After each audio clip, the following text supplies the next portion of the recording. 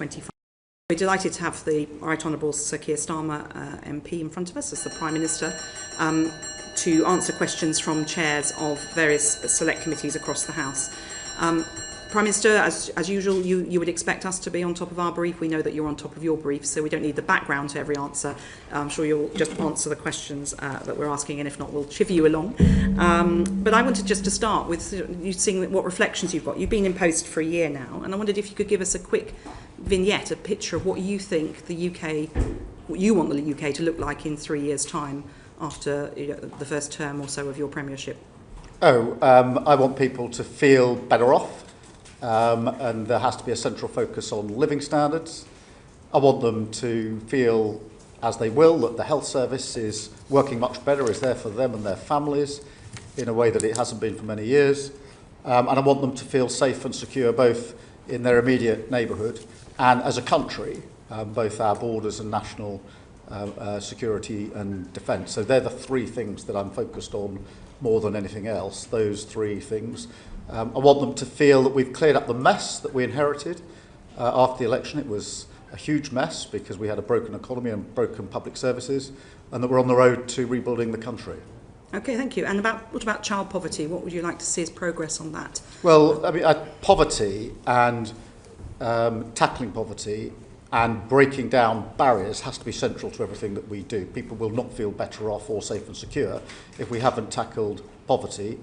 But I'm very clear in my own mind that we must tackle poverty by putting in the support that is needed, but also break down the barriers to opportunity, because otherwise we won't fix the very deep and complex causes of poverty, and that's why it's central to what we are doing. And it's not a one department issue, it's across all departments because it is so complicated and deep rooted. But it's got to be more than just support to deal with poverty as it is today, but also to put in place the measures to ensure that people can get out of poverty and stay out of poverty. And that's why, broadly speaking, the strategy we've adopted has four limbs to it. The first is to increase income, the money coming into people's pockets, if you like, into their household. To decrease costs to them, to strengthen the local support they have, particularly back into work, but in other ways, and to boost financial resilience. And I'm very proud of the fact that the last Labour government drove down poverty, and I'm determined this government's going to as well. Okay, you talked then about working across departments. You've obviously got the missions that you're working towards. What are you personally doing from the centre in number 10 to make sure that those departments work together? Because sometimes in Whitehall you can pull one lever somewhere and it doesn't have the desired effect. It can actually have a perverse outcome. So how are you going to make sure you're stitching those issues together? Well, the first thing is to make it absolutely clear this matters to me and matters to number 10 is one of the central things that I want to drive, and that our priorities are the three that I set out earlier on. 2, to put in place the cross-departmental working, which is often the most difficult bit. And then to set up the relevant task force. For child poverty, obviously, we've set up a designated task force to look specifically at child poverty, to devise our strategy. And that reports in, so I have oversight of that, so that everybody can see it's a number 10 Prime Minister priority in what we're doing. And it would be your aim to see child poverty reduced by the end of the Parliament? Oh, yes. Thank you. Yes, as I say, the last Labour government got child poverty down, and I want to get child poverty down. Thank you. Florence Eshalomi MP. Thank you, Chair. Thank you, Prime Minister. You mentioned that child poverty is central to that. For every child to be lifted out of poverty, Prime Minister, will you agree that they need to live in a safe, warm, secure home? Remember the tragic case of Awab Ishaq, the 2-year-old that died in Rochdale in, frankly, unsuitable, uninhabitable conditions of damp and mould. And it's welcome that the new government has set its priority on tackling this issue. Prime Minister, when this new regulation is highlighted and brought in later this year, are you confident that this legislation on tackling damp and mould will be enforceable? Yes, I think firstly it's really important, and thank you for highlighting it, because it was a terrible case that in this country, in these times, anybody could die in those circumstances. So that's why we made the pledge to put it into law. We've put it into law and we will. I don't think we can simply say that that law on its own will do all the work that is needed. That is why we've strengthened what we've put in place for standards in housing across the board, including checks on landlords to do things like electricity safety checks as well. So yes, I'm confident that it's the right law. Yes, I think it is enforceable and will be enforced. But I don't think in any of these fields to do with either housing or poverty, there's one silver bullet that solves all the problems. Because one of the issues, Prime Minister, you may be aware, is that a number of landlords, including local authorities, are saying that they're struggling in terms of the funding and enforcement to carry out those necessary checks. We've heard that the courts, we know that there's a backlog in the courts in terms of residents bringing forward those cases. So just coming back to that enforceability, Prime Minister, as a lawyer, you know, for anything to be enforceable, it has to have the right protection around it. So just wanting to know if there's been discussions and that interdepartmental discussions to make sure that these cases are escalated when tenants bring them before the courts. Yes, there have been. And one of the ways in which I've set up the work of government is to have key ministers on key commitments reporting in to me for a stocktake on a regular basis, where we go through progress, what measures are in place, etc. And housing, as you would expect, is one of those. There are 6 areas where we have these regular stocktakes, and housing is one of them. So the Deputy Prime Minister and her team come into number 10. And we have a session where we go through a number of different issues, but decent standards and housing and enforceability is among them. Okay. You'll recall last time we met, Prime Minister, I asked you about the government's decision to freeze the local housing allowance. And coming back to the issue around child poverty, this is an area which is keeping many children and their families in poverty because they cannot afford the rent. The recent data from the local government association responsible for all councils shows that there's a funding gap of around £7 million over the last 5 years. This is a key area pushing many people more into poverty. So I asked you again, Prime Minister, do you think that that was the right decision from a government that's ambitious on tackling child poverty? Look, I think I defend the decisions we've made. Obviously, we head into the autumn. We will get to another budget, and there'll be a chance to look again across the board. But we certainly made the right decision first time round. I think I'd also emphasise something I touched on last time, which is in the end, with housing, we need to build and make available more housing across the board. There simply isn't enough, and that but means the starts, price goes Prime up. Minister, you may have seen are quite low. We're not building those houses quickly enough, and we will see more people and more children in poverty. We can't build our way out of this crisis. So in the interim, what more can the government do to help alleviate that poverty Well, that families as are I say, facing? there'll be a child poverty strategy which we're setting out in the autumn. We will go into the budget in the autumn as well, and alleviating poverty is a priority of mine.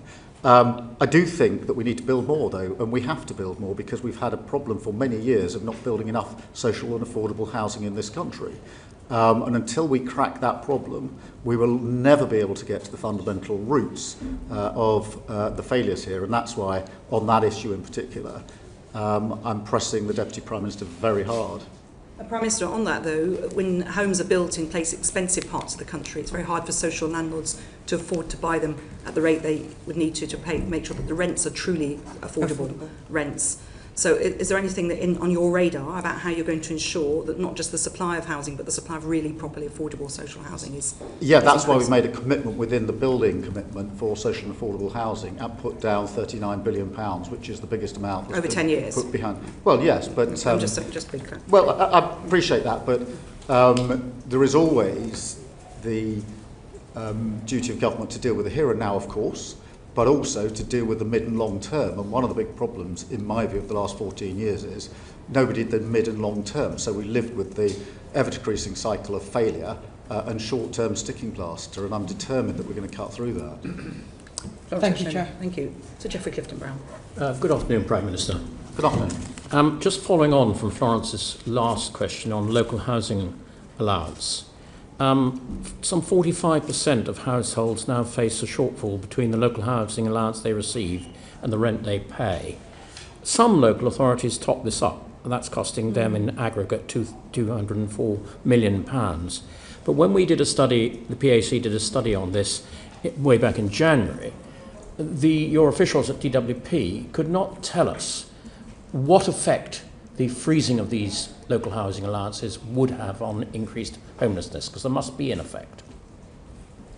Well, I hope that since then they've provided you with a letter or some further evidence. If they haven't, I shall make sure I do after this session. But in relation to homelessness, that is also an initiative led by the Deputy Prime Minister. It's one of the priorities that I've given her, and we have put a lot of money, so £950 million, into more temporary accommodation. That's money straight into local authorities, because often it's a lack of temporary accommodation that is one of the causes of the problem.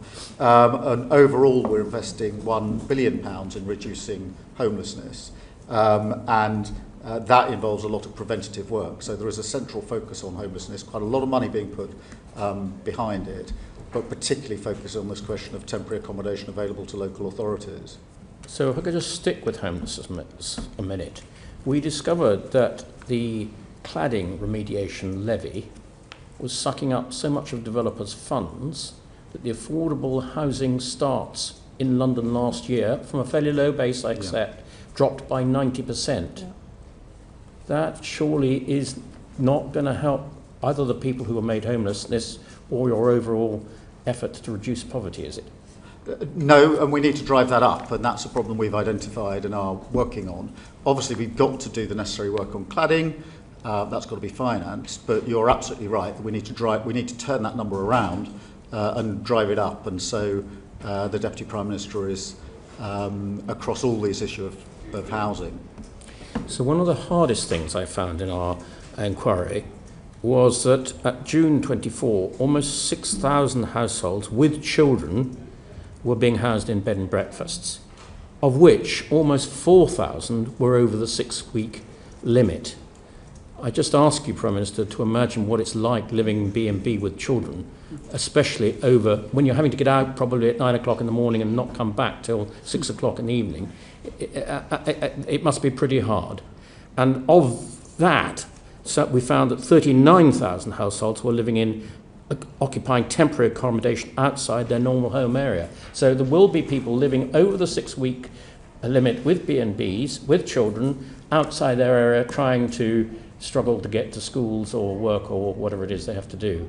I really wonder, what would you suggest you can do to begin to solve that problem? Well, firstly, let me acknowledge it's a real problem, has a huge impact on families, and not just the physical aspects of living in those conditions and the cramped and small circumstances, but also in very many cases the ability of a child, for example, to get on with their homework and get on at school. So it has not just immediate short-term consequences, it has longer-term consequences, because those same children, once they're struggling at school, will then struggle further down the line in school.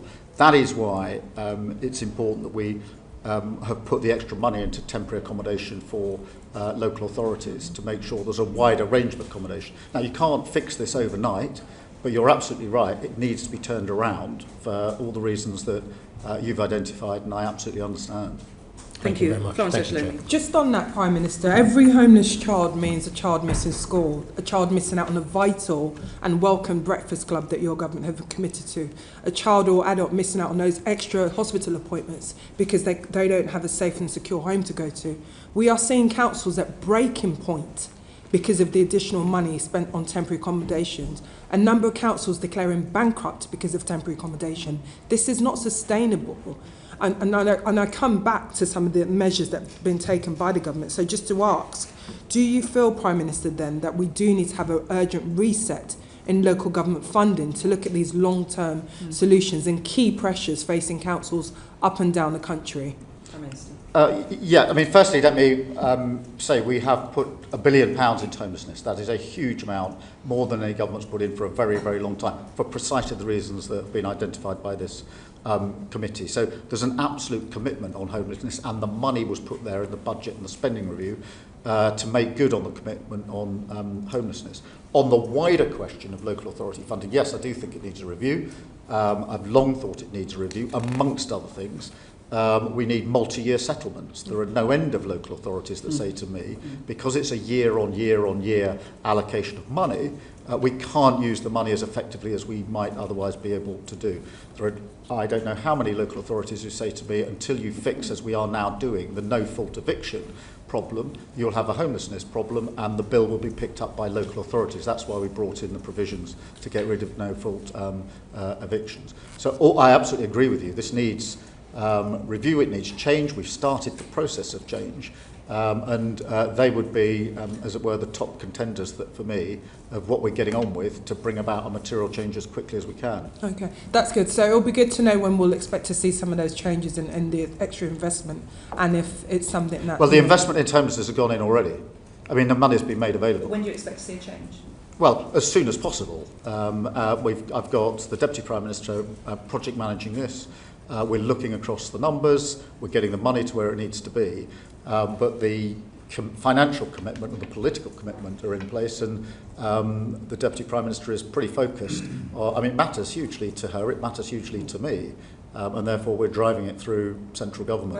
I talked earlier about your vision in 3 years. I mean, you're saying in 3 years, in the next year, you'll see a difference. When do you think we'll see the actual difference on the ground? Because in homelessness or living standards more generally? Well, on this particular issue on housing and temporary accommodation. Oh, I want the money going into temporary accommodation, I want to see having immediate effect. In other words, more accommodation available. Now, obviously, it'll take some time to get it into place.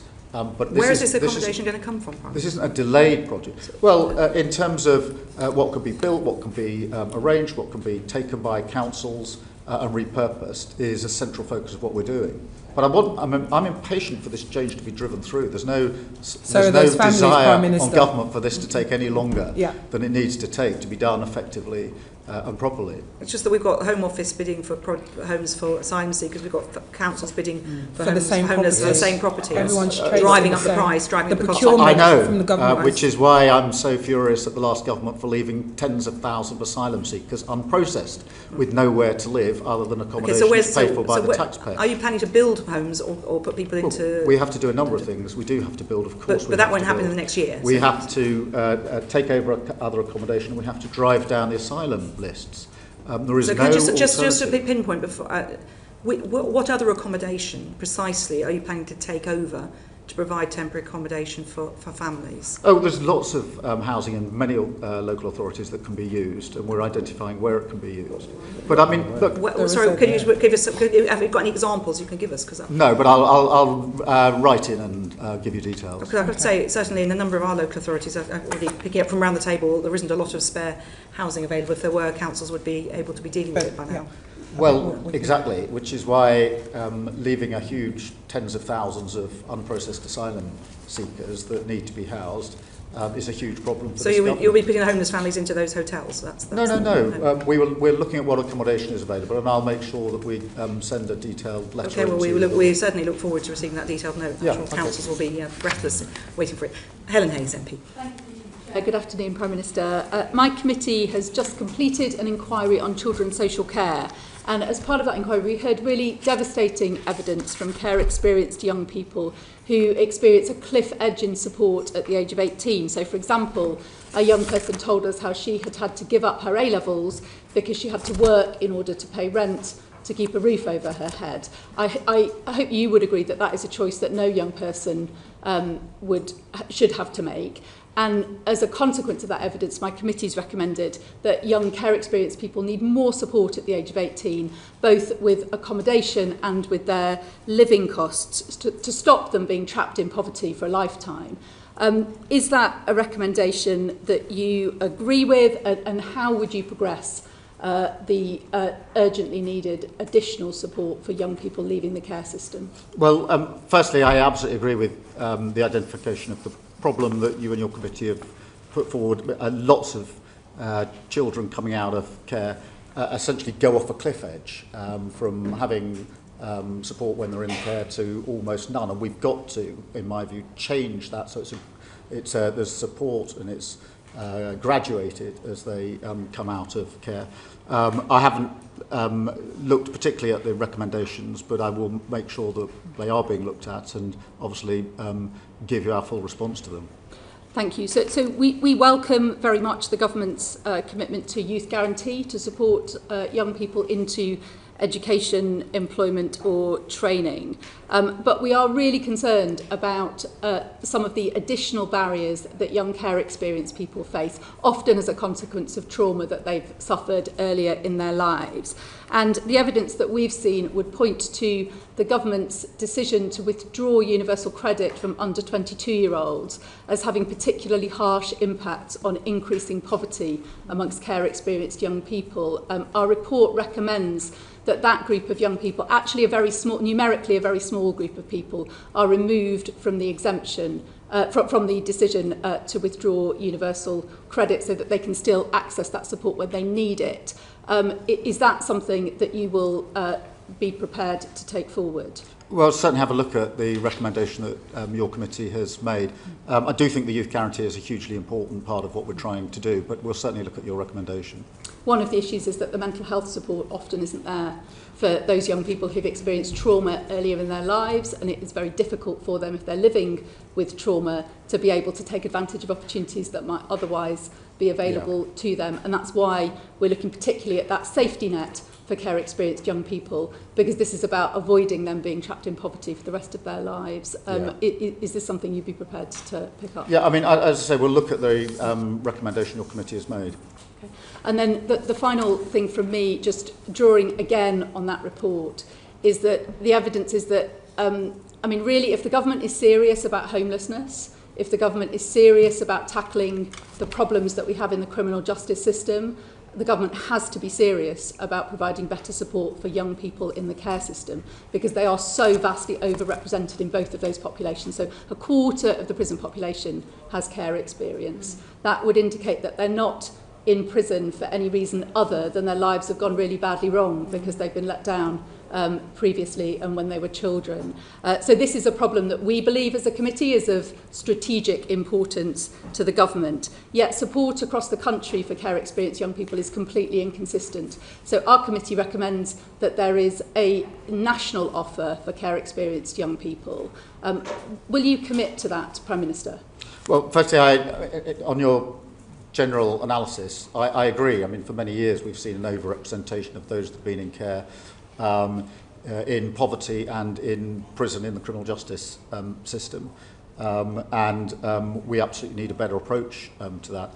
Whether a completely national approach is right or wrong, I don't know. I'll certainly have a look again at what your committee has said about this and make the relevant inquiries. But we do have to improve the chances and opportunities for those who've been in care and come out of care. And it starts obviously with what has been a cliff edge for many of them, but then continues with quite deep-rooted problems very often for the rest of their lives. On current policy, they will still face that cliff edge and they will still fall through gaps in support because there is not a national safety net for them. So I hope that is something that you'll look at in detail and come back to this committee in due course with progress. Okay. Thank you. Thank you very much, Ms Hayes. Debbie Abrahams, MP. Thank you, and good afternoon, Prime Minister. Since you were last before us, Prime Minister, my committee published our interim findings on the Pathways to Work inquiry in May, where we expressed our considerable concerns about the imminent UC and PIP legislation, and particularly in terms of the changes in eligibility of these benefits, with the potential of pushing 250,000 disabled people into poverty. Now, I acknowledge the concessions the government made to the bill, but the fear and anxiety that this caused to disabled people currently in the system cannot be underestimated. I just wondered what you'd like to say to them now and what you will be doing differently in the future. Well, it's very important that they feel secure and supported, and that is at the heart of what we are doing in the changes we're making to welfare and related areas. I want to see more opportunities and more support put in place. And some of that will come from the state, some of it can come from employers. I'm absolutely clear in my own mind there's more that employers could do and the state can help them to do to encourage those with disabilities to come into work and to retain if they are in work. And I've seen good examples of that myself, as no doubt you have. but not enough across the country. So we need to do more. Thank you. Well, on that very point, you'll be aware that there is still projections that your government has put forward that estimate 50,000 newly disabled people in April next year will be pushed into poverty because of the reduction in the UC health element of the bill. Now, you mentioned about getting more disabled people into work. Charlie Mayfield, who, as you know, is doing the Keep Looking Working review, not to be published until later this autumn, Prime Minister, has said it will take several years before the labour market changes in order to allow more people to be employed, disabled people to be employed, but also to retain disabled people. So my question to you is, several years, 8 months, what are we going to do to mitigate against the potential pushing of another 50,000 people, disabled people, newly disabled people, and their families into poverty? Well, I think the Mayfield report is coming in the autumn with the final recommendations, so we obviously need to look at that piece of work, and that is focused, as you know, on what employers can do. I don't accept that everything is going to take years. Some changes do take years, but not all changes take years, and we have to do work in the interim to give that support to those with disabilities. What specifically had you in mind, given that we've had a disability employment gap for, well over 10 years? Well, I think there's a lot of work can be done with employers to encourage them to take on and to retain. That doesn't need primary legislation. I've seen pilot examples of it across the country, which I'd like to see many more of, that have been very, very successful. So, yes, I accept that, if you want to pass legislation, it'll probably take some time. I don't accept that every change that is needed, some of them that I've seen for myself have been quite effective, don't need legislation at all, and I think we can get on with that as quickly as possible. The Mayfield recommendations will be on with us, obviously, later this autumn. Can you give an example, Prime Minister? Yes, I'm aware of the Trailblazers examples, and again, these are pilots and tens of thousands, not the hundreds of thousands that will be affected next April.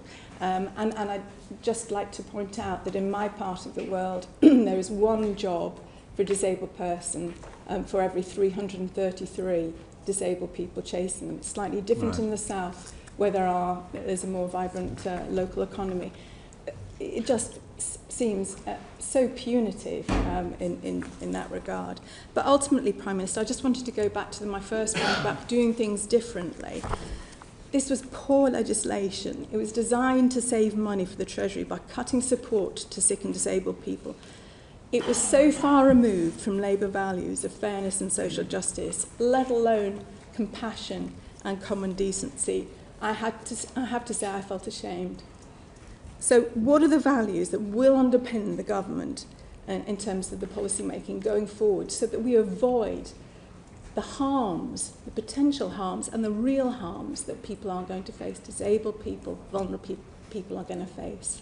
I think this is a really important Labour value. I think the fact that there are nearly 1 million young people out of work, not earning or learning, is a huge challenge for our country. And none of us should be accepting of a system that operates like that. It is broken, it needs to be mended. All the evidence is that if you're on benefits and out of work at that young age, the likelihood of ever getting into good, well-paid, secure employment goes down, down, down for the rest of your life. 1 in 10 working age people out of work and 3 million locked out for health-related reasons. It is no wonder that almost everybody says the system is broken and it's got to be changed. And I'm glad that we've started the process of change. I'm not going to pretend that we got everything right in recent weeks, but we do need to reform the system, and we should take that on as a Labour argument, in my view. Couldn't agree more. Everybody agrees that reform needs to happen. It is a broken system. Reform does not, you mentioned right at the beginning in your introduction, reform does not mean cuts to household incomes of already struggling households. We must do better, Prime Minister. You mentioned about reducing poverty. This had the potential of actually increasing it. I'll leave it there. Thank you. Thank you, Ms Abrams. Sir Geoffrey Clifton-Brown. Hello again, Prime Minister. It seems that we have, as Debbie Abrahams was saying, a long-term trend of unemployment increasing every month. It now stands at 4.7% and 1.67 million people out of work.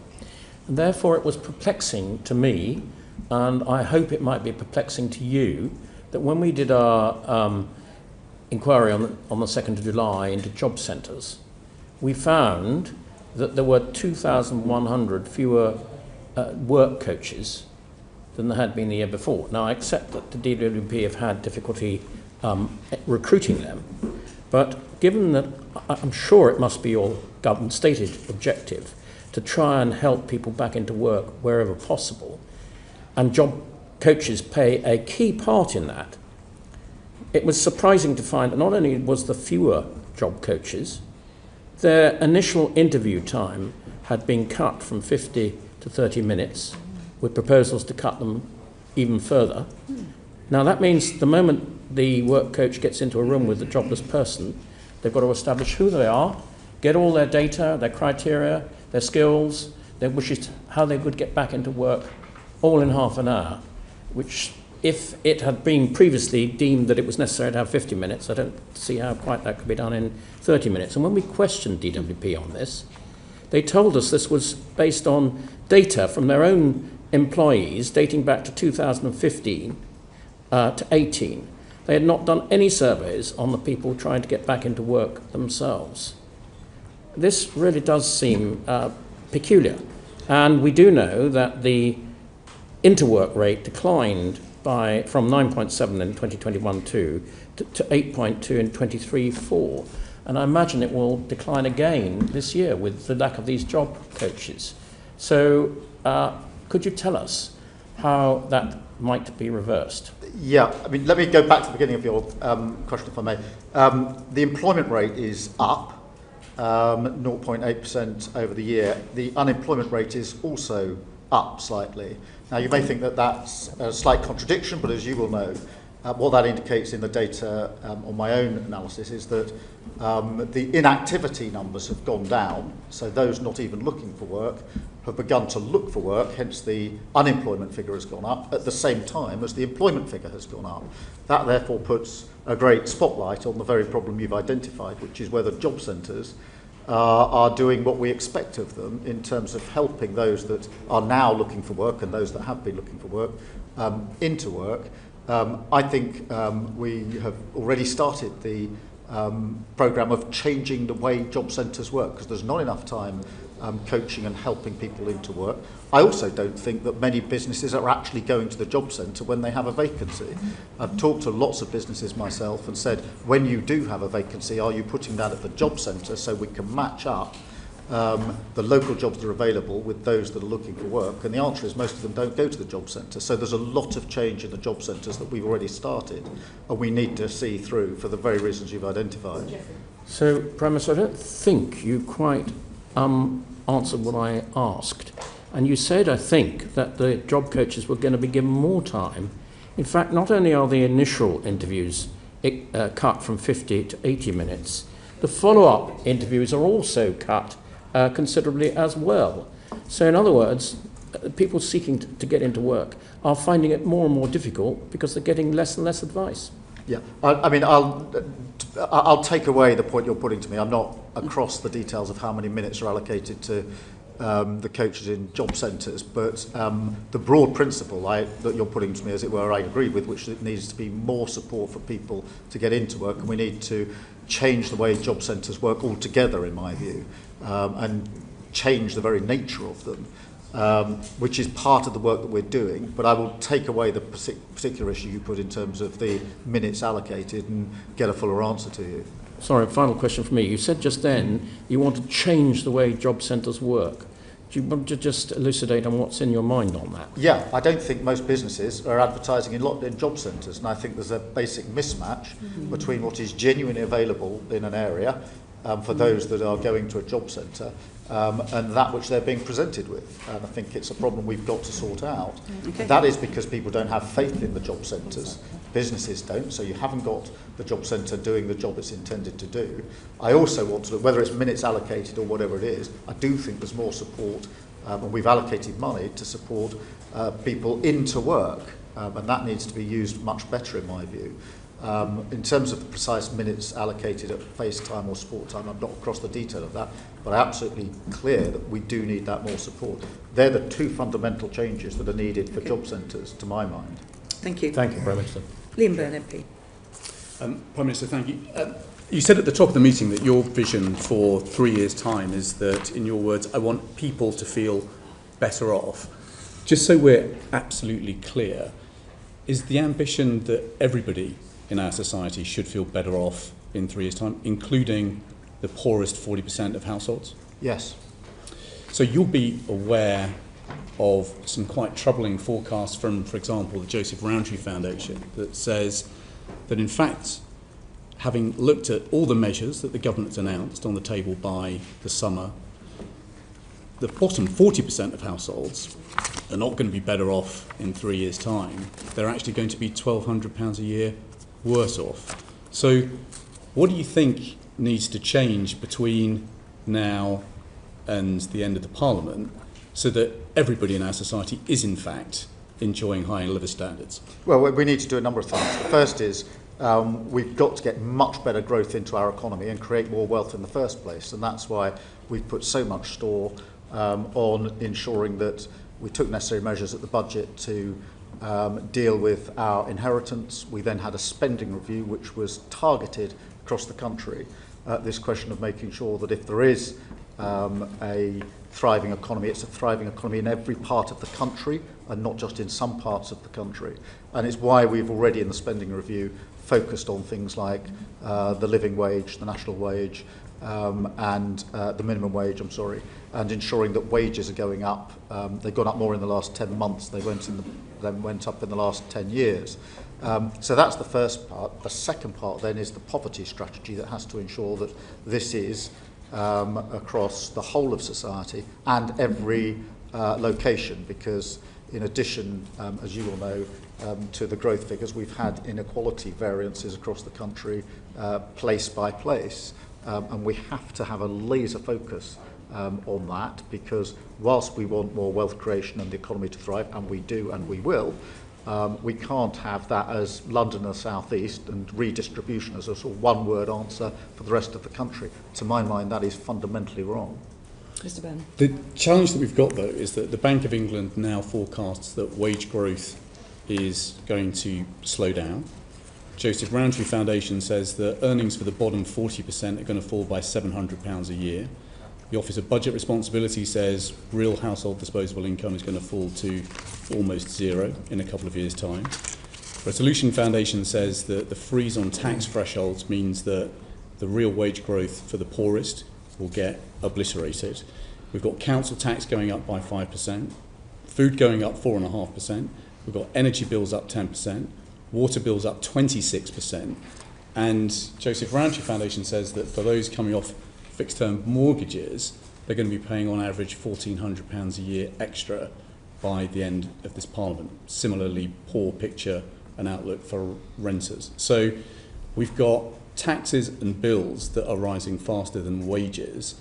So the question remains, what else do you think is needed over the next year or two so that everybody is enjoying higher living standards by the time of the next election? Well, if I just concentrate on two aspects of that. Firstly, the income side and then the cost side. On the income side, obviously, we have already pulled the lever of increasing minimum wages, which is on average of, I think, about £1,400 extra into everybody in effectively 3 million of the lowest lowest paid, above inflation increases for standard rates of universal credit.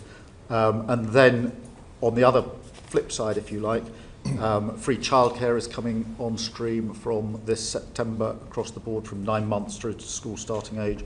Free school meals are being rolled out, breakfast clubs are being rolled out, limits on what you have to pay on school uniforms, and warm homes discount is £150 per household. That's gone from 3 million to 6 million households for this winter. So I do think there are things that government has done and will continue to do But in the end, the central focus has to be on creating more wealth and making sure that we have a growing and thriving economy.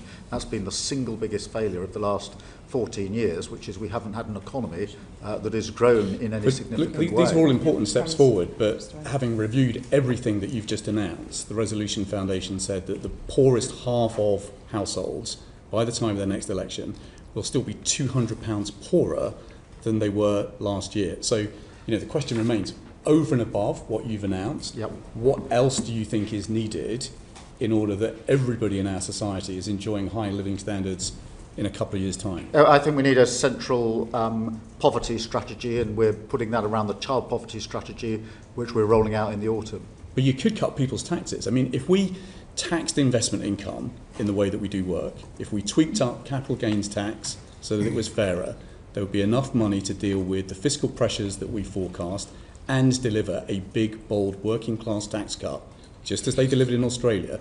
Surely that should be an idea that remains on the table going into the budget. Well, I'm not going to be tempted to start speculating on what might or might not be in the budget. It's going to come in the autumn. We will get the forecasts. The Chancellor will set out her decisions according to that forecast, but I'm not going to be drawn into speculating on what that might be at this stage. Well, Chair, the Prime Minister didn't rule that out, so I'll take that as a win and quit. We're in for a long 6 months because no Prime Minister or Chancellor ever says in advance what's going to be in the budget, and every day there'll be a story saying doesn't rule out. Okay, we absolutely, Prime Minister, we're very aware of that. Mr Barclay. Thank you, Chair. Prime Minister, you've just been at pains to point out to Mr Byrne how much you're spending on different things. In May, the government had the second highest borrowing since records began, with only peak COVID in May 2020 being higher. Sorry, I missed the middle word there, Steve. I'm so sorry. In May, your government borrowed the second highest amount since records began, £17.7 billion you borrowed just in the month of May, and only peak COVID in May 2020 was higher. Do you expect borrowing this year to be higher or in line with forecast at the budget? Oh, in line with forecasts, and there have been monthly fluctuations, usually for global reasons, as you'll have seen in a number of other countries. But we have also obviously got our overarching fiscal rules in place, which are ironclad, one of them relating to borrowing as a proportion of debt. So tomorrow we will get both the June figure but also the figure for your first year in government of how much you've borrowed. You're expecting that to be in line with what was set out in the budget? Well, I'll see what the figures are tomorrow, and there have been, I think every month this year there have been fluctuations, broadly driven, and I think generally accepted as driven by events that are happening globally, almost capable of being tracked to them day by day, but I want to be in line with the forecasts. We've got the fiscal rules in place to ensure that we are in line with the forecasts. Well, the spending decisions you've been talking about weren't global factors, they're national decisions. At the spring statement, the OBR found that there was a £14 billion deterioration in the fiscal forecast, the fiscal outlook from between the budget and the spring statement. Industry analysts are predicting a similar amount of deterioration ahead of the budget. Again, is that something that you would reject? Well,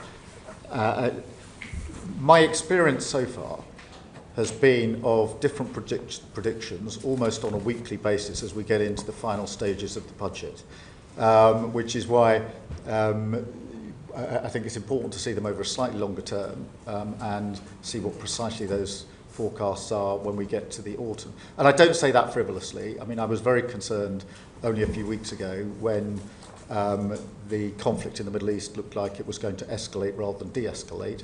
I was very concerned about the impact that would have on oil prices and on our economy as a result.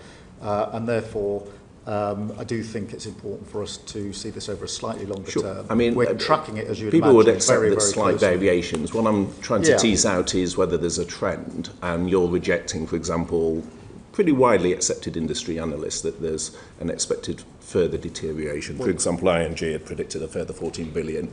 You're saying that's quite wide of the mark. Well, let's see what the OBR's forecasts are in the autumn. Right. As I say, my experience is that those forecasts change on a pretty regular basis, often according to external factors, and trying to guess now what the forecast might be in the autumn is fraught with all sorts of difficulties. Fine. In terms of consistency then, given other things change, is it reasonable to say, with regard to the fiscal headroom that you set out, that as a point of principle, you feel that there should be a reasonable amount of fiscal headroom? Yes. And you took measures to restore the headroom in the spring statement. Was that because the fiscal headroom you put in place at the budget was too insufficient? No, I don't think so. I'd gently point out that the fiscal headroom we put in the budget was considerably more than the last government put in their last budget by some measure. But then there was a lot of fluctuation in the early part of this year, particularly with conflicts in different parts of the world, but also with the immediate after effects of the tariff decisions that were being taken, for example, in America, had an impact. And it was right, in my view and the Chancellor's view, that we retained the fiscal headroom. Okay, so even though the headroom at the budget was insufficient and you, in my view, rightly took measures at the spring statement to restore it, the OECD are wrong when they said last month, again, pointing to how thin the fiscal headroom is. Again, you feel both industry analysis is incorrect, and you see warnings from the likes of the OECD as incorrect in terms of suggesting it is way too thin. No, I'm not saying they're incorrect. I'm just saying I think it's important for us to look at it in the round and over the slightly longer period. I do think it's important to have that headroom, which is why we put it in the budget last autumn, and why in the spring statement we took the duty to put that headroom back in, which is what we did. The OBR found that of 21 forecasts that they have done since 2010, all but one of those was overly optimistic. Are you confident that the OBR forecast done at the budget will not be over-optimistic this time? Well, I don't know. I mean, look, that's a matter for the OBR. They make the forecast. They're there for a purpose. And we obviously take what forecast they put in place and act accordingly. Okay, what I'm interested in is decisions you have taken, for example, on welfare, where the IFS, I think, put the figure to over 3 billion, on winter fuel, where your own government figures put the cost as an additional 1 billion. There will be known pressures from decisions you have taken, which will be coming in the forthcoming budget. And what I'm interested in is the trend of a fiscal headroom which was insufficient, and you've already had to take measures to restore it. Warnings of that and warnings from industry. And again, without getting into writing a budget ahead of October, I'm interested in the trends and whether you're concerned. No, I mean, I am, Stephen. You've been in this position preparing for budgets, and you will know the experience, which is that there are forecasts that, as you lead into a budget, begin in the end come on a weekly basis and fluctuate week to week, literally, and therefore.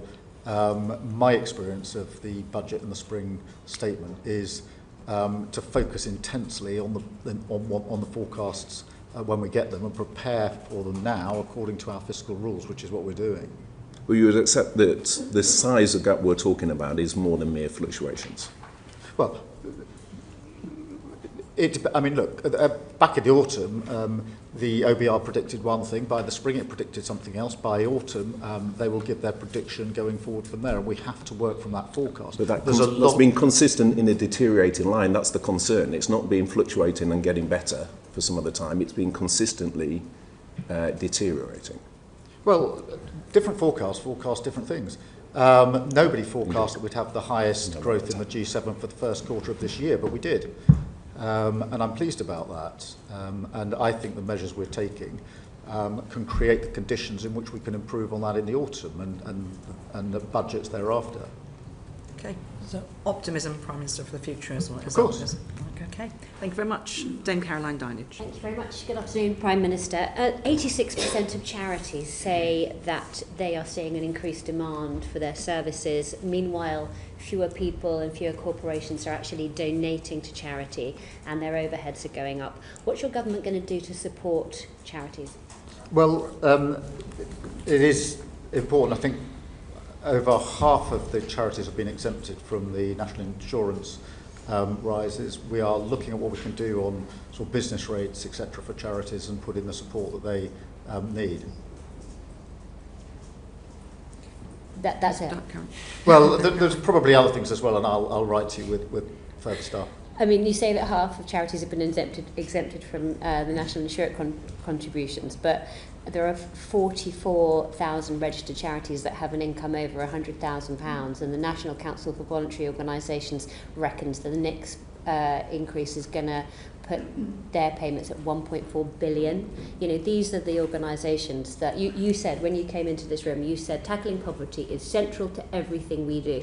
These are the organisations that are doing just that in our constituencies. They're tackling poverty on the ground, they're feeding people, they're running hospices. Your next hike is one of the causes of the decline. 30% of them say they're cutting staff. Isn't it time to offer just a blanket carve-out to charities?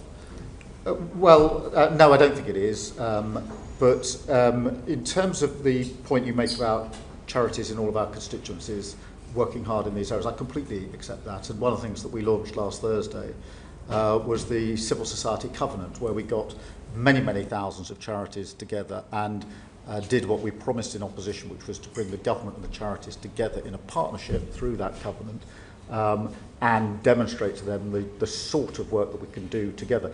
I have to say, they felt that that was the first time it had ever happened with a government prepared to work with charities in that way. It was a very good thing, very, very well received, and an example, to my mind, of the sort of partnership working we're going to have in this country. We're going to bring around the change that we need to bring about in the speed we've got available, because we have to always remember we inherited both a broken economy plus broken public services. No government's inherited that combination for decades upon decades and decades and decades, and that's a very difficult working environment. But you're now attempting to break our charities. I mean, just this month, Marie Curie Hospice in Liverpool closed their inpatient unit permanently. Your civil society covenant won't put charities on a good financial footing by itself. You need to offer them a carve-out for this national insurance rise. I mean, quite simply, it is breaking them. 30% of them say they're cutting staff. Only 50% of them now feel positive about the future, Prime Minister. Can't you do something? Well, it is important just to bear in mind why we had to do what we did on national insurance. We looked through the books and we found £22 billion missing. And we had to do something about it because that's a serious problem. But you can't do that on the back. We addressed that at the budget. At the same time, we used the money from that NICS increase to invest hugely in our NHS. Hence, we promised 2 million extra appointments in the first year of Labour government. We've done 4.5 million. That takes the pressure off many charities. I want to talk about charities, and you're basically balancing the book on the back of things like children's hospices. Can I also talk about... No, we're clearing up the mess of the last government. On the back of children's hospices. Charities also depend upon individuals giving generously. Do you know which is the most generous constituency in the country? No. It's Sheffield Hallam, 1.9% of income of the average. Congratulations to Sheffield Hallam. I know, great, right? Do you know which are the least three generous? The least three generous are Kensington and Bayswater, Chelsea and Fulham, and Holborn and St Pancras, Prime Minister, each at around about 0.5% of their income, about half of the average of the country as a whole. Now, we know that you and your colleagues aren't adverse to being on the receiving end of a little bit of philanthropic giving. How would you persuade people in wealthy areas like yours just to dig a bit deeper? That's the first time I've been presented with those figures, but clearly in Holborn and St Pancras and other places we need to up our game, and we will do so. So have you got a plan to promote philanthropy? Well, the first I hadn't seen that readout of figures by constituency before. Not just in your constituency, across the country. What can we do to encourage corporations and individuals just to support charities a bit more? I think we should do everything we can to get them to support charities and individuals. Like what? Everything we can, like what? Well, we'll go to Sheffield Hallam and we will find out what's happening there that clearly isn't happening in Holborn and St Pancras, and take it away as a learning experience. Is this something your civil society covenant might be looking at? Yes. I think one of the most important things is how government works with charities supporting what they do. We've had examples of charities rolling out particular initiatives that they've brought to us. So one of them was the Macmillan initiative on giving people guided support to the charities that they might need if they're diagnosed in that particular case with cancer, but with other diagnoses.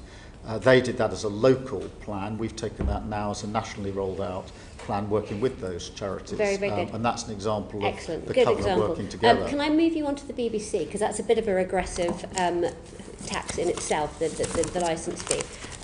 What's your view on how it might be reformed? And also, we were promised the BBC Charter review at the beginning of the year. What's holding it up? Well, we're going through the review, and it'll obviously come to its conclusion. We keep an open mind about what we need to do with the licence fee, but we are working closely with the BBC. We're going through that review. Will we see the consultation paper on the BBC Charter review before October? I don't know off the top of my head, but I'll certainly write to you and let you know. Well, in December we were told it would be early in the new year. A fortnight we were told it would be later this year. So I will try and get a more accurate date for you. Do you know what's holding it up? No, I'll try and get you a more accurate date. Okay. Okay, thank you very much, Dame Caroline. Ruth Cadbury MP. Thank you. Good afternoon, Prime Minister. In answer to questions on poverty earlier, you acknowledged the need that earnings growth and economic growth has to happen across every part of our country.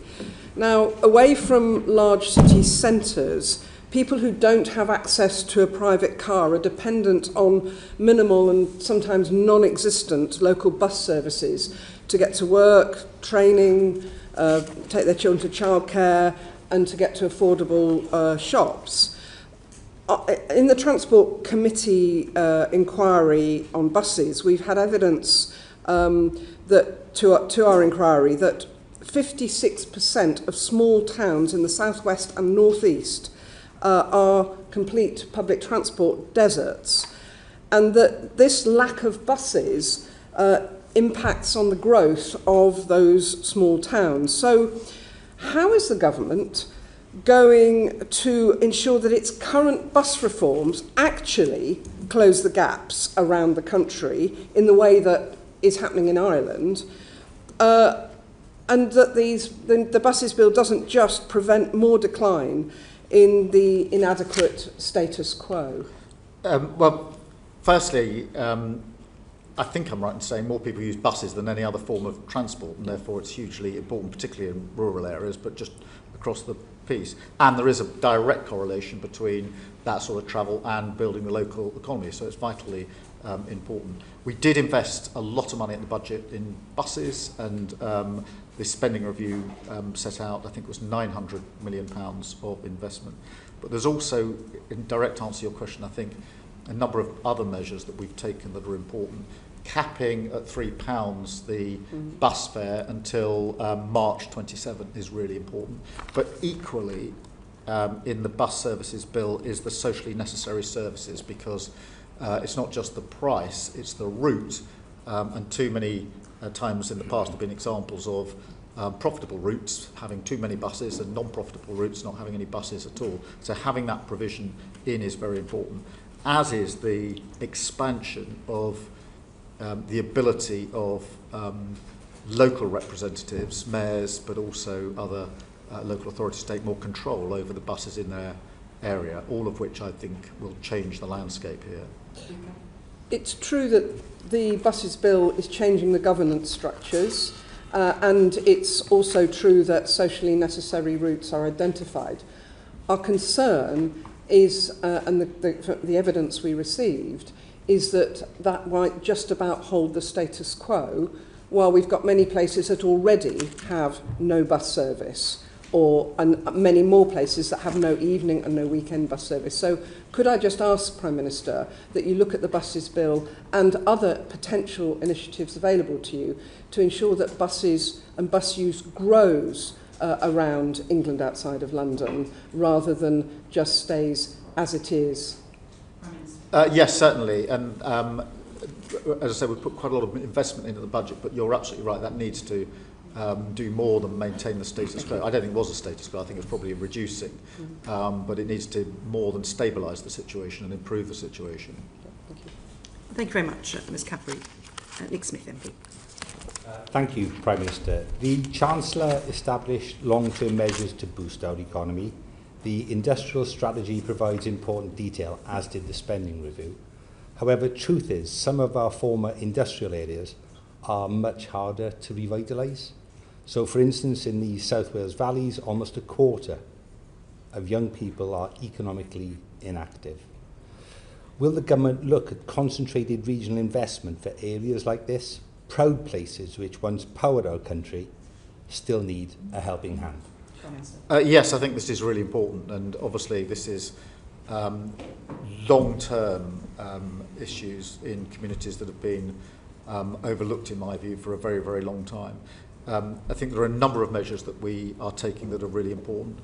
To give some examples, Cardiff and Newport investment zone will drive growth, particularly in manufacturing in that area, much needed skills that are transferable. There's a Newport semiconductor cluster which will support hundreds of highly skilled jobs. You'll be well aware of all the support that's going into Tata Steel, into Port Talbot, and Tata, the owner there, that we're working with very closely. And I was very pleased to see the electric arc furnace work start just last week or the week before. But in addition to that, and really to tie it to the previous questions, we also need to invest across Wales and South Wales in particular in transport and rail across the region. Thank you for the answers, particularly on Newport. That's very close to the Eastern Valleys, where I'm from.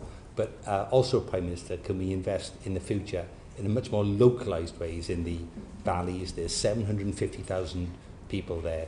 They need good support in the future. Yeah, absolutely. And the transport improvement, the local growth work that we're doing, and the empowering of local authorities and working with the local, with the Welsh Labour government, central to that in terms of what we're doing.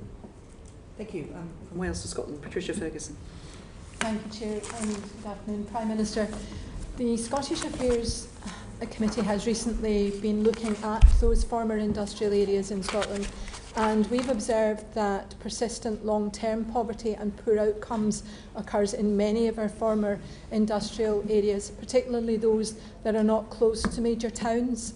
So what steps is the government taking to ensure that the benefits of the industrial strategy reach those communities? And what work are you doing with the Scottish Government? But also, what is the role of the Scotland Office in helping to deliver those outcomes that we want to see? Some of the levers to deal with poverty are obviously devolved. Some are not. The ones that aren't, we can operate and pull, and we will. So that's your minimum wage, the changes to universal credit, employment rights bill, and some of the other schemes like warm homes. So there are things I think directly the government can do. We, at the budget last year, set out the biggest devolution settlement for Scotland, best part of £50 billion per year. So there is the money there for the Scottish Government to get on and take some of the other necessary measures, and I'm not convinced that they're doing so. Our job, notwithstanding our political differences, to work with the Scottish Government to deliver, particularly on good, well-paid jobs in areas that need them. That we are doing. One of the first things I did as Prime Minister was to go to Scotland, in fact, the very first visit within days, to say to the First Minister that notwithstanding our political differences, I saw my job to be delivering for Scotland, and therefore we'd work with him and his government wherever we could. Nick Smith, MP. Hello again, Prime Minister. The best way out of poverty is a good job. In recent years, there's been a cyber security course in Ebervale. Cyber attacks on Marks and Spencer highlight how crucial this sector is. Archie Norman from M&S outlined the enormous surface attack which companies face, often after outsourcing and offshoring of cyber security. So could you consider how the government and the private sector might collaborate on this to expand technology and cyber security jobs here in the UK? This could reduce our tech risk and be a pipeline for jobs for younger people for the future. Yes, firstly, I think it's a really important issue because there are very many more cyber attacks than most people appreciate, and there are serious security risks. Marks and Spencer is an example, or plenty of others. including concerted cyber attacks on the government and on our public services, which we deal with day in, day out. So it's in our interests to work both with the private sector, which we are doing on initiatives in very many constituencies to build up those jobs and develop the skills that are going to be necessary, but also working with our security and intelligence services, and in some cases with our military as well, in terms of the work that we're doing on cyber. So this is an area where you can see room for expansion. We put in the money at the spending review on this because I'm very concerned about the increasing risk of cyber attacks across the board. Mr. Smith. Just to emphasise, however, this issue of outsourcing and offshoring of cybersecurity, if you could please go back to the private sector about that, I think that will help a lot across our country. Yes, I'll do Prime that. Minister, are you specifically looking at any, promoting any training in places like the Welsh Valleys in order to promote cyber training for young people to help build skills in those areas Mr. Smith's highlighted? Yes, there are initiatives in... Have you got any specifics you can give? It would appreciate you may not have that. I know there are, but graphic. what I'll do is I'll make sure they're available to the committee. Thank you. Patricia Ferguson. Thank you again, Prime Minister. Many of the communities we're talking about in both Scotland and in Wales have had difficulties now for quite some time. This is not a new problem. These are obviously very hard to reach communities in that sense, but many of them actually possess quite high levels of manufacturing skills that we could use in the to promote the industrial strategy. So I just wonder if there are any specific things that we can point to that would help these communities to get out of this difficulty, because as I mentioned earlier, the problem seems to be particularly acute for those communities that are not close to a larger town where they can feed off what's happening there and where they have transport links that they can access to. Yeah, I think local growth plans are part of the answer to that. I think making sure we retain the skills and the jobs in the places we've got them is hugely important. Two examples of that. Grangemouth is an area where we put quite a significant government amount of money behind it recently. Grangemouth, it seems to me, I mean, there's a problem obviously with the winding down of the refinery at Grangemouth, but it is a huge opportunity in terms of the potential of Grangemouth, and therefore for that community and many, many communities around it, I see it as a huge opportunity. I think we've got 10 strands of work going on there to identify the best possible way forward for Grangemouth, which we shouldn't see as some sort of charity case. It is an incredible opportunity in Scotland. Equally, the work around Aberdeen as we transition from oil and gas to renewables, the potential there is huge for using the same pipework for carbon capture as is currently used for going the other way, if you like, and the same skills and the same workforce for decades to come. So I think there is huge potential in Scotland if we get this right. I would also add that thanks to our India trade deal, most whisky distillers in Scotland are saying to me they're now going to struggle to produce enough whisky to export. It's a problem they are absolutely loving, but it just shows how the trade deal has direct impact on that issue in Scotland in particular. Ms Ferguson. Interestingly, many of the whisky distilleries will also tell you that they have the problem of being able to provide housing for their employees, but perhaps we don't want to go to that one at the moment. But I wonder whether you think that the new jobs coming forward, both from Grangemouth specifically, and also in the transitioning of the North Sea, are able to keep up with the number of jobs that are being lost? I think they can, but I think it needs additional work, one of which is to value the local supply chains and to ensure that that is measured when contracts for procurement are put out, because I think particularly at the moment having secure supply chains in Scotland is vitally important, and therefore one aspect, whether it's Grangemouth or elsewhere, can then feed a lot of other communities, a lot of other jobs in quite a wide range of areas, but only if we value the fact that they are Scottish jobs in Scotland, where, in my view, the investment and the contract should be, not least because that then supports the communities through those jobs, and those with the jobs are then paying tax back into Scotland rather than paying it in another country. So we need to value it and weigh it in the work that we're doing on contracts in particular around the main clusters that we're talking about. Thank you. Thank you very much. Andy Slaughter, MP. Thank you, Chair. Good afternoon, Prime Minister. People of limited means used to rely on legal aid to navigate through the criminal and civil justice systems, as I think you know. The 2012 LASPO Act destroyed much of that, leaving an inadequate patchwork of advice and representation and longer delays in the civil courts, which is the subject of a Justice Committee report published today.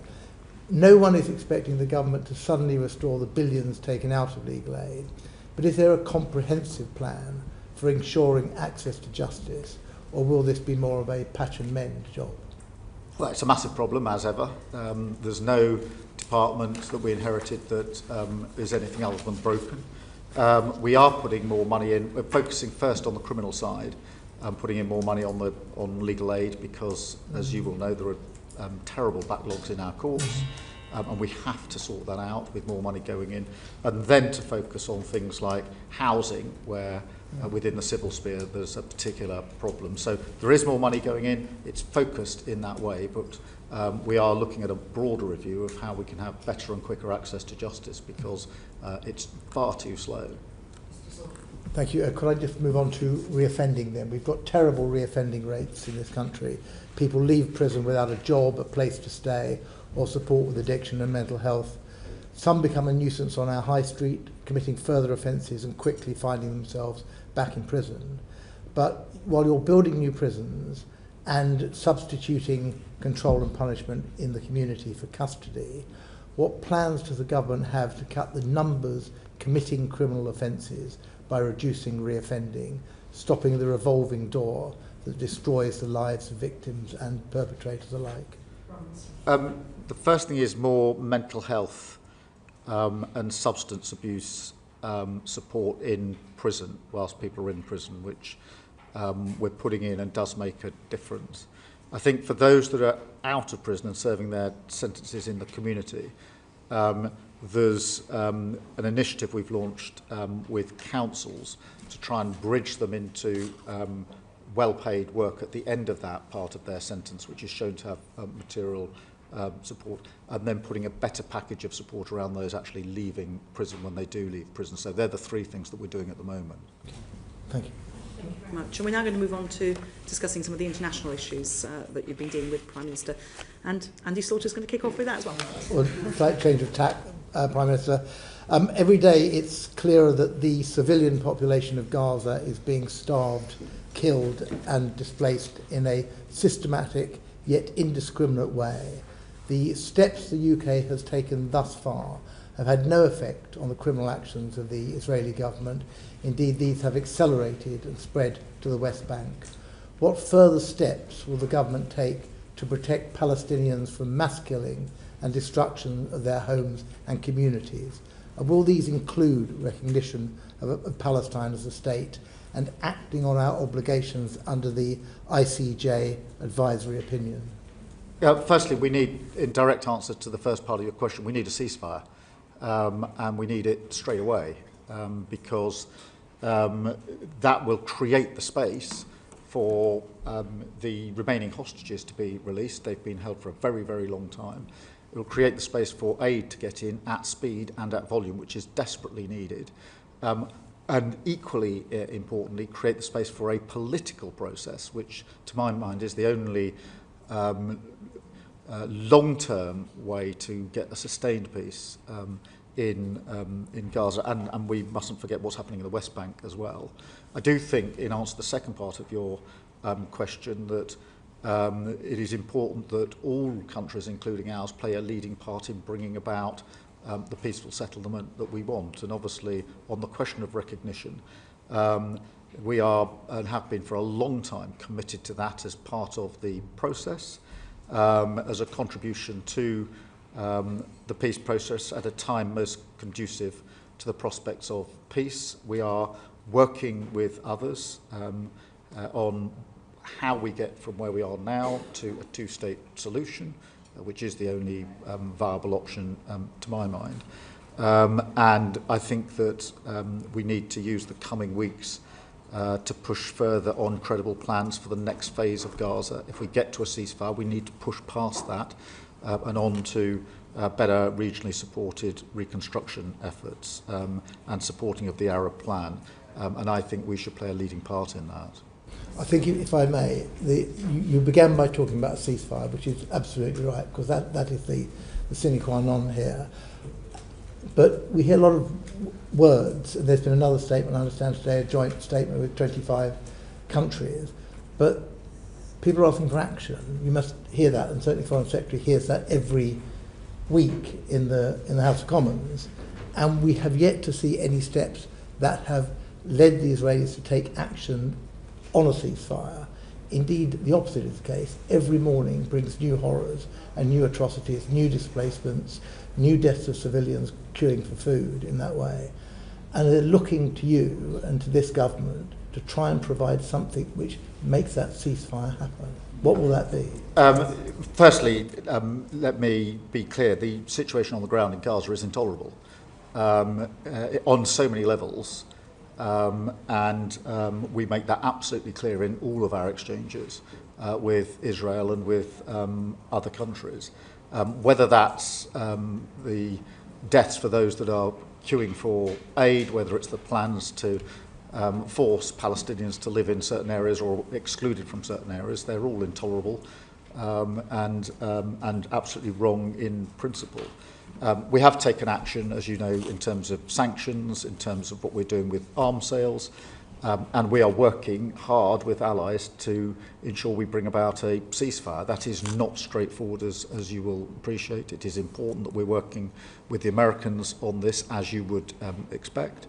But we need to get to that ceasefire to create the conditions for everything else that needs to happen, and we'll continue to do so. It is a really important part of the work that we're doing on a day-to-day basis. We should have responded to the advisory opinion by now. It's over a year since that was issued.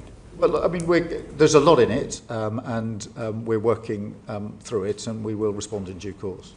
Thank you very much. Dame Emily Thornbury.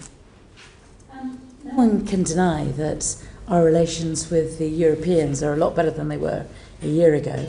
It's much warmer. We've had the state visit of Macron. We've had Chancellor Merz and his new treaty. We've got the E3. We've got a European summit that was a great success. So since we're on a roll, what are we going to do next? If we can agree food standards with the Europeans, at the next EU summit, can we agree some others? Can we agree something on medicines or chemicals or anything else, really? Well, firstly, I do think we've made real progress, and I'm pleased that we have. We said we would reset the relations with our partners in Europe, and we've done that through a successful summit in May. And that had 10 strands to it, including an SPS agreement, which will mean lower prices in supermarkets across the country, but also really important work on defence and security. In addition to that, we've led with the French the Coalition of the Willing, which has shown our ability to pull allies together in response to the conflict in Ukraine. And that strong E3 nucleus, if you like, we had, as you say, Chancellor Merz here last week, President Macron the week before, and that core E3 is now much stronger than it's been for some considerable time. In answer to your question, I think the summit is to be a yearly summit, and it's iterative, and therefore it's not just to monitor what we have agreed, it's to go further. I would like to take up your example of medicines, to do more and more on medicines. There are other areas where I think we could and should go further. I think many creative people who are crossing borders for their artistry, their music, whatever it may be, on a temporary basis, they're not going to another country for any significant period of time, are still finding it too difficult to get in and out of a country. I hope we can make some progress there. They're not the only areas, but these are common sense changes that we could make to our arrangements with the EU, which had, in my view, very little to do with the vote in 2016, and where by resetting the mood in Europe, we now have a chance of going further. I mean, what would a better relationship look like in terms of defence with the European Union? We need, firstly, to ensure that the commitments to spend more are common across Europe, which I think we are doing. We certainly achieved that at the NATO summit. But then we need to do more than that, because if we're going to all spend more on defence, we need to cooperate and coordinate in how we're bringing about the capability. That was intensely part of the discussion with the Chancellor of Germany last week and with President Macron, which is how do we three countries in particular coordinate. So you'll have seen when President Macron was here, we agreed that on nuclear for the first time, we would look at how we might coordinate better. I'm absolutely clear in my own mind that NATO has been the cornerstone of our peace for decades. If it's to continue to be, and it's our duty to make sure that it is, it requires some more heavy lifting from the Europeans, and that is why I sort of led from the front in trying to get others into the place of cooperating, coordinating more on the capability. We can learn a lot from Ukraine. A lot of capability was made available to Ukraine, but actually it wasn't as useful as it could have been, because in years gone by there wasn't that level of coordination, and I think we can fix that now. So can I ask you just about something else in relation to defence, and I think we have to ask you about this, about that shocking data breach for Afghan. I wondered, do you think there was a better way in which the previous government could have dealt with the data breach? Do you think that a super injunction was the right way? Do you think there was a better way of dealing with it? It was a shocking inheritance. We inherited the breach, we inherited the injunction, and we inherited a secret scheme.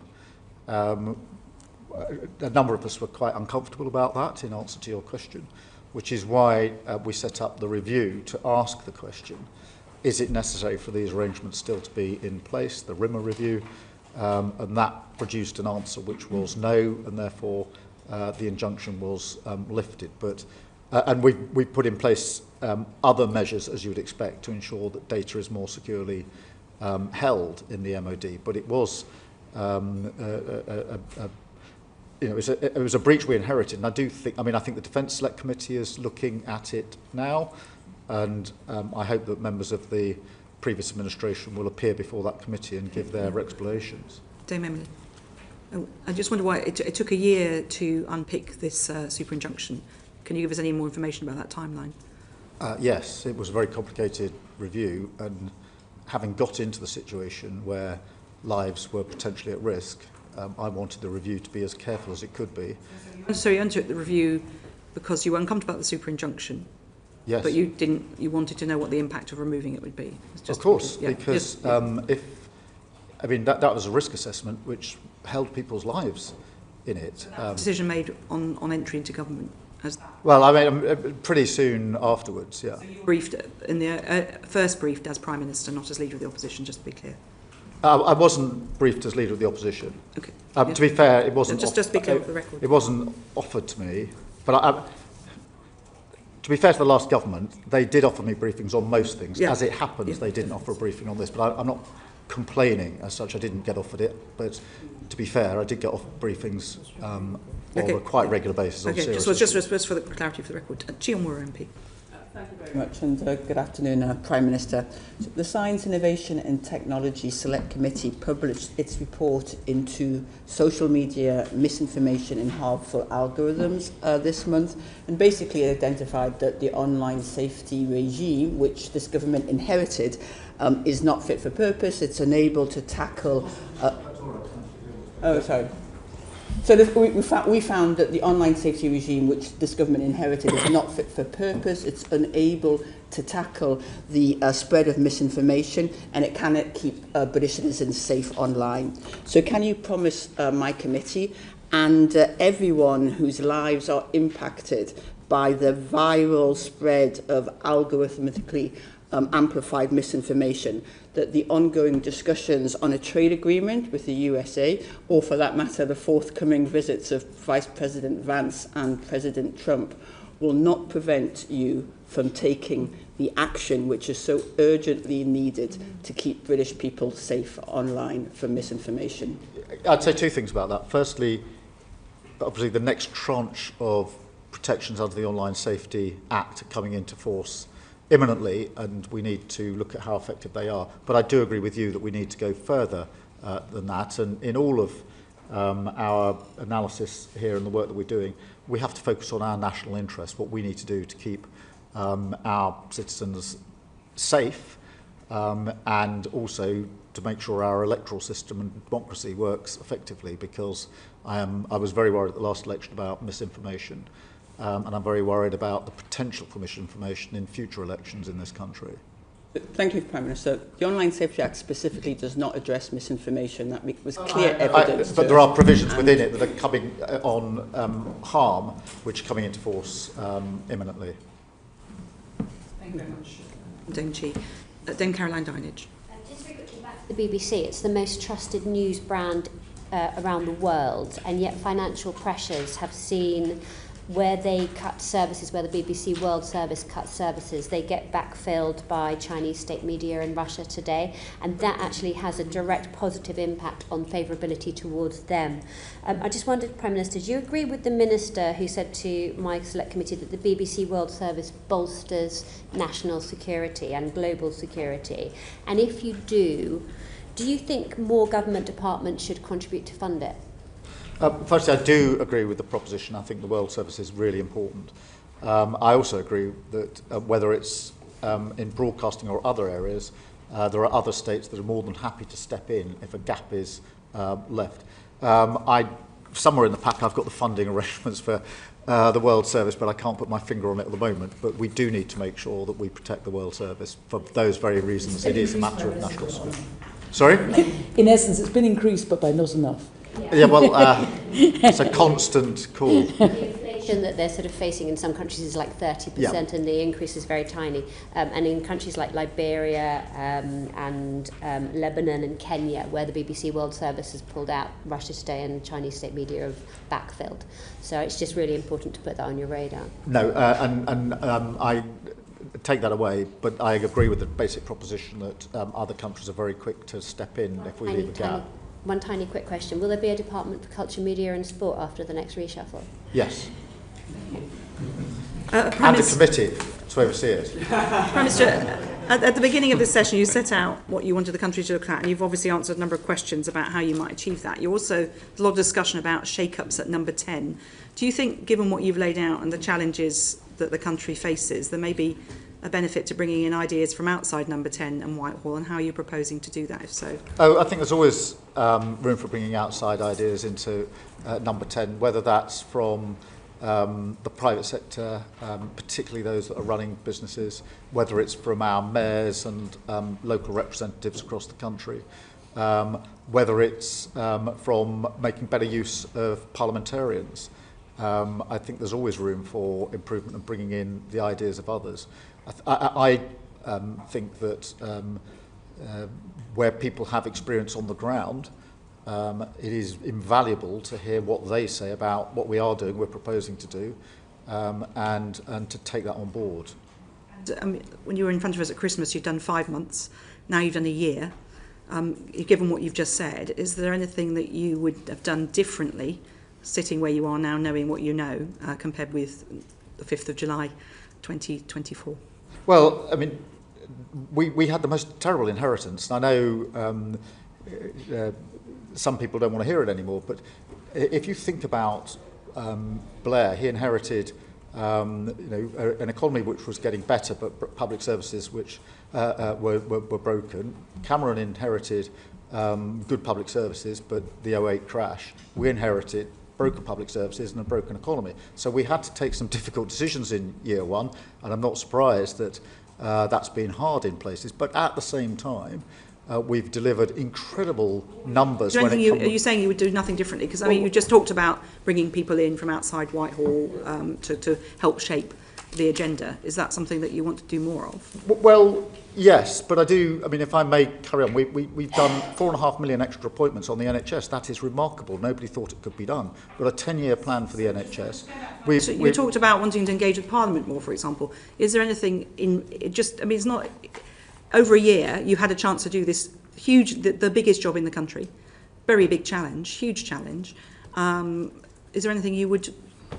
What different approach you've taken now you've had to sat in the hot seat? Well, I think we could engage Parliament more. I don't doubt that, but I do think it's important for us to remind people of what improvements we have done to the NHS, what we've done on free school meals, breakfast clubs, childcare, school uniforms, what we've done in terms of the investment we've put into road and rail, the fact we've got 3 trade deals with countries which many governments tried to get deals with and didn't achieve that. We've had £120 billion worth of inward investment. That is a record, all-time record of inward investment. And sometimes one of the mistakes we make is not shouting and loud enough about what we are achieving. We in the Labour So from Party that list of achievements, what's been your best moment in the last year as Prime Minister? Oh, walking into Downing Street and taking up the job of governing. And I wouldn't swap a single day in government for years and years in opposition. And what about your worst moment in the last 12 months? Well, every Prime Minister has challenges, both good and bad. What's the most difficult thing you've had to deal with? The worst thing was when my brother died, which for me brings the private and the public into a very tense conflict, and that was difficult. Well, thank you very much, Prime Minister. Thank you for your time. We hope you get a bit of a break over the summer. Oh, no, you didn't. I say that hopefully every time. I every thought Prime that at the beginning of the Minister, summer holidays last time, but it didn't work. So I'm not saying anything Thank this you time. very much indeed. If the public could stay behind, please. Order, order. I should say the transcript should be available hopefully tonight, if not tomorrow. So thanks to our colleagues at Hansard. Thank you, Prime